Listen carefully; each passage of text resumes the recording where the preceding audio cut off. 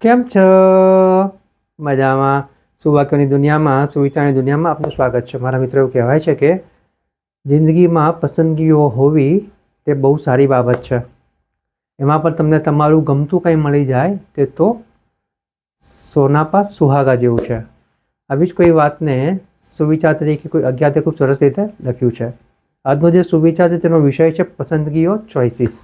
કોઈ અજ્ઞાતે લખ્યું છે કે તમારી પાસે પસંદગીઓ હોય તો તેમાંથી સૌથી શ્રેષ્ઠ વિકલ્પ પસંદ કરો, અને જો પસંદગીઓ હોય જ નહીં તો જે કરો તે શ્રેષ્ઠ કરો.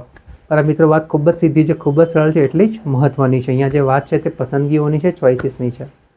મારા મિત્રો, આપણા જીવનમાં આપણને ઘણીવાર એવી પરિસ્થિતિમાં મુકાઈએ છીએ કે આપણને ખબર ના પડે કે આપણે કઈ પસંદગી લઈએ અને કઈ પસંદગી ના લઈએ.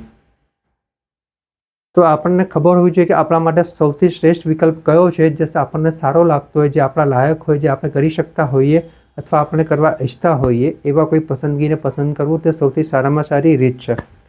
અને આનાથી વિપરીત જો આપણા જિંદગીમાં કોઈ વિકલ્પ જ ના હોય, કોઈ પસંદગીઓ જ ના હોય, કામમાં જે છે એ જ કરવાનું છે, તો પછી ત્યાં આગળ એક જ રસ્તો છે કે આપણે જે કંઈ કરીએ તે એકદમ શ્રેષ્ઠ કરીએ, એકદમ બેસ્ટ કરીએ.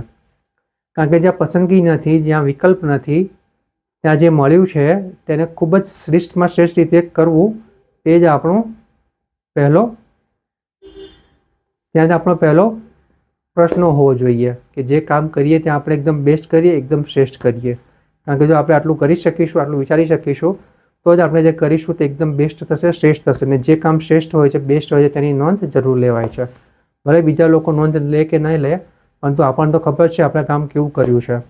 જો આપણે પણ આપણા શ્રેષ્ઠ કામની નોંધ લઈ શકીએ તે પણ આપણા માટે બહુ મોટી બાબત છે. અને જ્યારે આપણે બેસ્ટ અને શ્રેષ્ઠ કામ કરીએ ત્યારે ફક્ત કામ નહીં, સાથે સાથે આપણું જીવન પણ એટલું બેસ્ટ અને શ્રેષ્ઠ બને છે. તો બસ મારા મિત્રો, હવે વાત એક જ છે કે આપણા જિંદગીમાં જો પસંદગીઓ હોય તો તેમાંથી શ્રેષ્ઠ વિકલ્પ પસંદ કરવો, અને જો પસંદગીઓ ના હોય તો જે મળે છે તેને એકદમ બેસ્ટ અને શ્રેષ્ઠ તરીકે કરવું. Thank you.